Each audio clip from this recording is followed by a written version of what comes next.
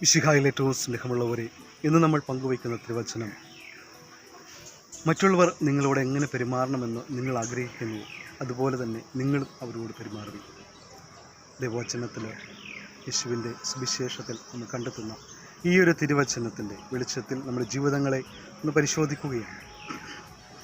നമ്മുടെ പെരുമാറ്റവും നമ്മുടെ പ്രവർത്തനങ്ങളും മറ്റുള്ളവർക്ക് എത്രമാത്രം ഹൃദ്യമാകണം എന്ന് നമ്മൾ ആഗ്രഹിക്കുന്നുവോ, അതുപോലെ നമ്മൾ മറ്റുള്ളവരോട് പെരുമാറുവാനാണ് തിരുവചനം നമ്മളെ പറഞ്ഞു വയ്ക്കുക.